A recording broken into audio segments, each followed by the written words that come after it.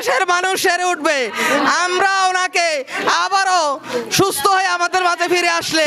চট্টগ্রাম মহানগর মহিলা দলের সহসভাপতি এস এ নার্গিসের সভাপতিত্ব ও আয়োজনে সাবেক প্রধানমন্ত্রী বিএনপি চেয়ারপারসন বেগম খালেদা জিয়ার রোগ মুক্তি কামনায় মিলাদ ও দোয়া মাহফিল অনুষ্ঠিত হয়েছে।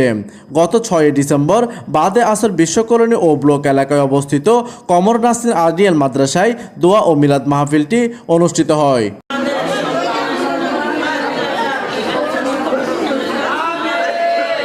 উক্ত মিলাদ ও দোয়া মাহফিলে উপস্থিত ছিলেন চট্টগ্রাম মহানগর মহিলা দলের সিনিয়র সহসভাপতি সকিনা বেগম।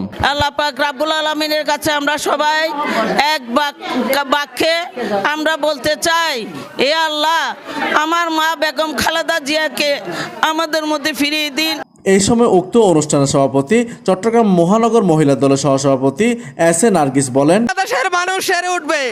আমরা ওনাকে আবারও সুস্থ হয়ে আমাদের মাঝে ফিরে আসলে প্রধানমন্ত্রী হিসাবে ওনাকে দেখতে চাই। এই সময় আরও উপস্থিত ছিলেন চট্টগ্রাম মহানগর মহিলা দলের সহসভাপতি জোলেখা বেগম জুলি, চট্টগ্রাম মহানগর শ্রম বিষয়ক সম্পাদিকা মর্জিনা খসরু, আকবর্ষ থানা মহিলা দলের সাধারণ সম্পাদক রিনা মফিজ, সাবেক আকবর্ষ থানা মহিলা দলের সভাপতি ইসমত আরা জেরিন, সহসভাপতি শরীফা বেগম, 10 নম্বর ওয়ার্ডের সাধারণ সম্পাদিকা খায়রুন্নেসা, 9 নম্বর ওয়ার্ড সভাপতি Poli Begum, 9 number ward senior joint secretary Ruby Akter.